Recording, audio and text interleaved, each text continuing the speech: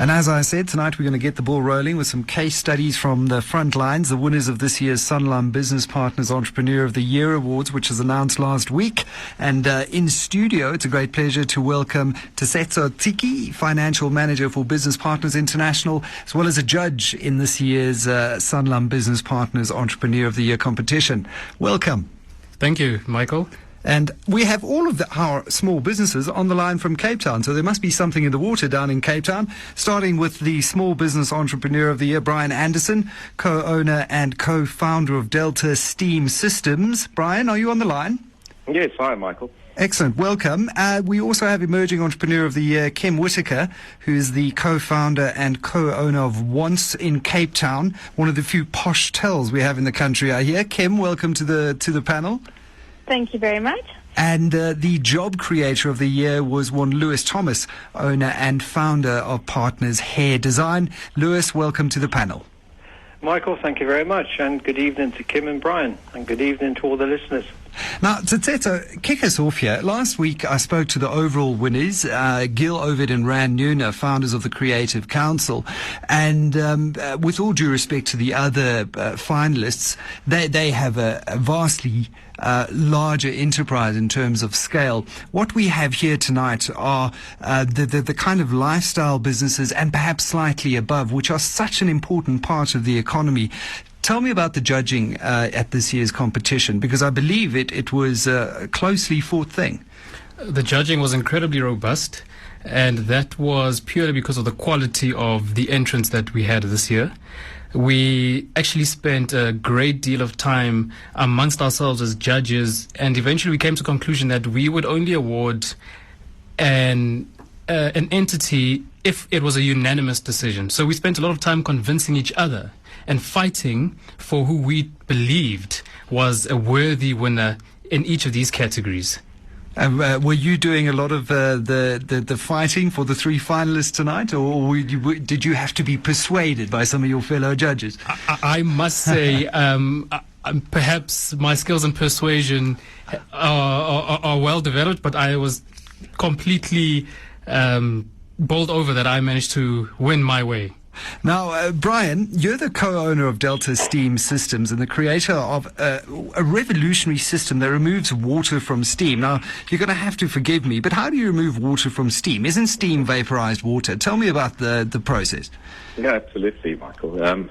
Very simply put, the steam system, which most industry uses, big industry, and even round out some of the small industries, As energy, the heat from the steam is used up, it condenses back into water. And what we've developed is a product that gets rid of the water and holds the steam back in the system. But in doing so, we do it with a product that's got no moving parts. So traditionally, it's always been a lot of moving parts, a lot of breakdowns, a lot of failure, a lot of wastage, huge amounts of money wasted. And our product it's just it's so simple. It's a Venturi outlet, which is an angle, and a long tunnel orifice. And we've managed to do the same thing that these monstrosities do for years and years now. Just with a bit of clever design rather than trying to overcomplicate the entire process. And you know, Brian, what I actually love about your story is that you're a great example of someone who saw a problem in a particular industry and set about creating a solution. And I think some of the best businesses are built on this model. Someone within an industry who looks at a business process or an industrial process and actually sees a way of improving it. But what saw you actually go from perhaps seeing the problem, talking about the problem, to actually doing something about it? Well, it's been an ongoing problem since I've been in the industry, and the biggest issue we were noticing was our clients were just not able to afford that downtime, that constant downtime. And we'd seen a few ideas around and a few concepts, and we started playing with it, and we got together with one of our biggest clients and worked with them on it. And they were actually our guinea pigs. Because they had such a desire to change this problem themselves, they were incentivized to work with us. And just through testing and trying and going through all the processes, we got to a point where we saw something works. And from there we eventually, after quite a period of time, went out to market with it. Brian, what did you like about, I'm not going to ask you what you liked about your business, because clearly you liked it enough to scale it. How did you take your business, which is situated in the northern suburbs of Cape Town, and scale it to a point where you now have a footprint of, I think it's roughly 20 countries worldwide? You're competing with multi-million-dollar global businesses in the space of some 8 years, without formal training, I might add. I mean, how have you overcome that challenge? I would say that the biggest reason is having the right team around me. My skill is I can find problems and I can find solutions for problems. I can see things before a lot of people would see them themselves. But my weaknesses are certainly engineering and actually taking a business and putting business principles into it. So I've got quite a strong team around me, some really good partners, and we've worked very hard at this and developed it. I quite early saw the opportunity internationally and said to the guys, that's what we need to work on. And it's been a fantastic journey. It's been an opportunity. The opportunities were there. The market's ready for this. They need it.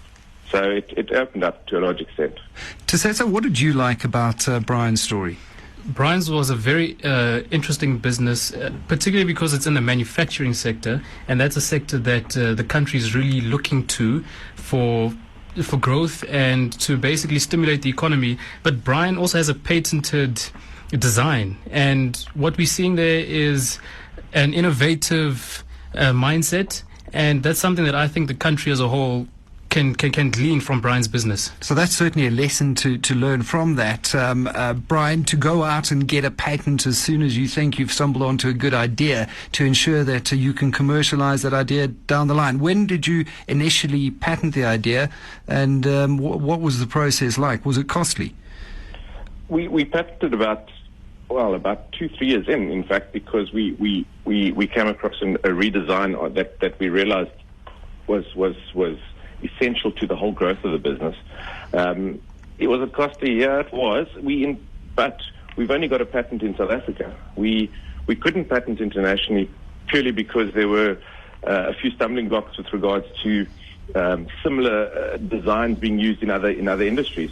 So we left it at that. But as important as it is, and I think it is very important, specifically in our industry, but more important than that is getting out there and getting the product out first.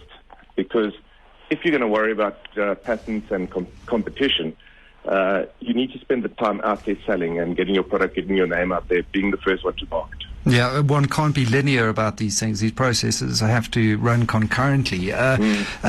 Before we move on, what are your aspirations for the business post the awards now? And was that part of the reason for you entering a competition of this nature, to perhaps raise the profile of the business and gain new business that way?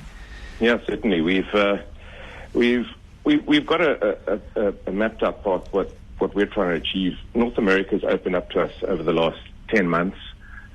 We are gearing up for that on our manufacturing and on our assembly side. So we've got to look at whether we're going to put offices down there, or what are we going to do in the North American market.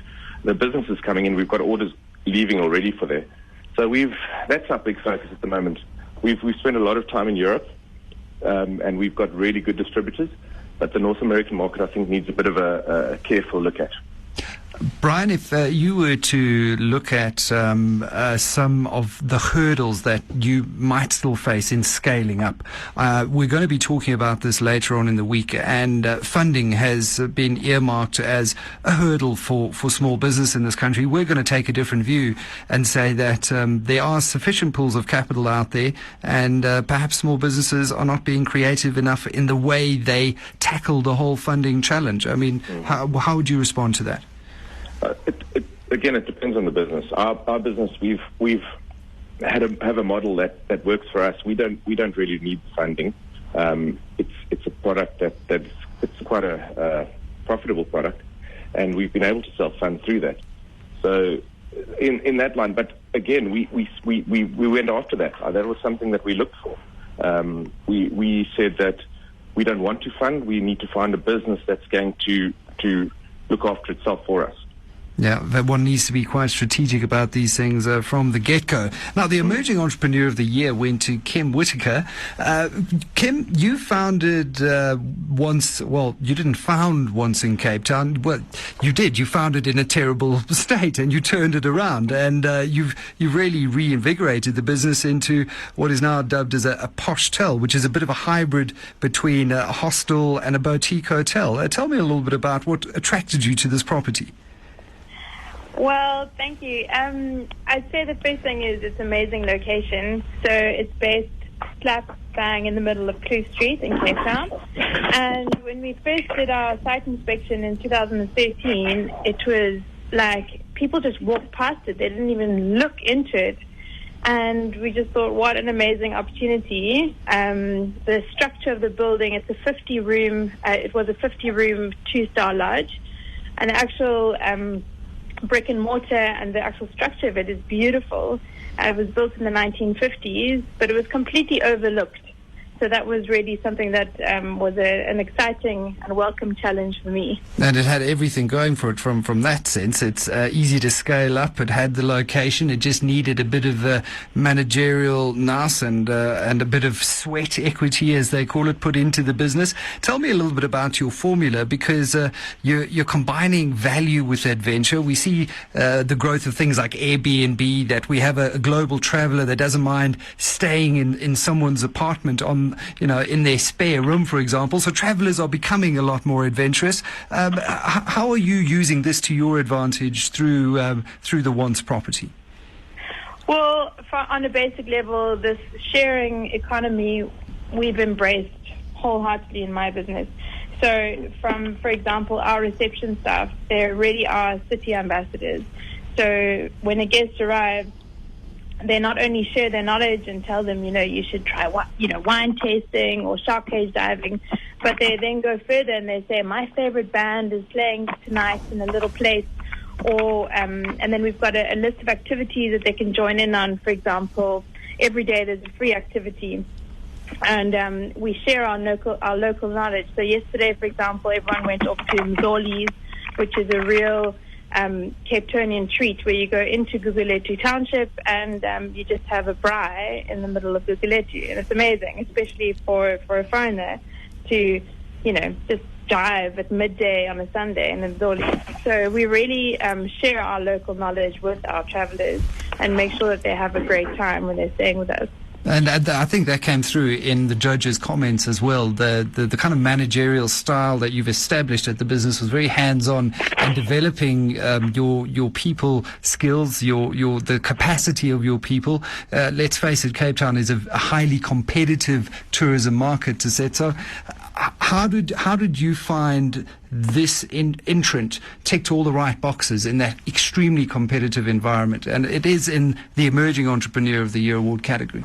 I think what Kim was really good at is blending her sense of having good ideas with really being competent in terms of ensuring she complies with the regulations in Cape Town. I mean, for instance, Cape Town's liquor regulations are very stringent. So it takes a very special kind of person to take the business side of business and the entrepreneurial side of business. And Kim does it very well. I think as much as she is an artistic type of person, she understands the benefit of having systems and processes in place.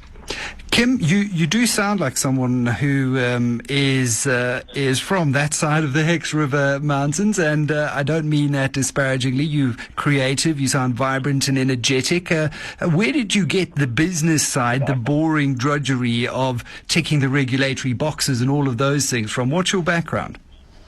So I grew up in Cape Town, southern suburbs. Your accent did not give it away at all. Totally.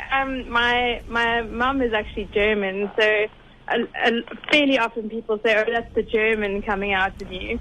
When I do like to have my I's dotted and my T's crossed, and all the boxes must be checked. And yeah, that's probably the German nature coming out. Business side, I think I like to call it the University of Life. I haven't studied finance or strategy or hospitality. I studied marketing and languages. So everything that I implement in my business is really the university of life. And I feel that the best way to learn is often to make a mistake and sort of pick up from there. So I started my first business when I was 23, which is a little backpackers in Observatory, which is a beautiful, eclectic neighborhood in Cape Town.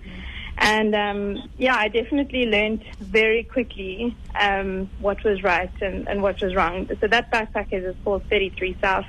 And that backpackers is actually now owned by the staff who have worked there for years and years and years. Well, that in itself is quite a phenomenal story. Tsetso, there's another lesson in all of this as well, and that's that, one cannot train to become a business owner at the end of the day. One just needs to be able to follow through when one sees opportunity. Walking past a dilapidated 2-star 50-bedroom B&B on Cliff Street and having the vision and the drive to actually follow through with that vision. I think that came across very strongly in all the entrants that we had this year. They were people who saw problems in society and they just had this burning desire within themselves to do something about it. And I think if we can inculcate that kind of culture far earlier in our society, imagine 100 more Kims or 100 more Bryans or 100 more Lewis Thomases. Exactly, and that is what we really should be encouraging, is a mindset of overcoming challenges, not a mindset of waiting for a particular handout or a particular promise to be fulfilled. And the businesses that really stood out are those that found a solution that was very original and very innovative. For instance, while we're on Kim, the posh tel concept, the staycation concept that I don't think she's touched on, it's about solving a problem, but in a fresh way. Now, we just need to take a short break from this panel discussion, and then we'll have a look at the Job Creator of the Year award, which I've always found a curious award that Sanlam Business Partners hand out, because in a very strict sense, business is there to ensure it's profitable, not really employing people. But I fully understand where the award is coming from and why it's positioned the way it is. Stay tuned to Classic Business, which is brought to you by Trudeau.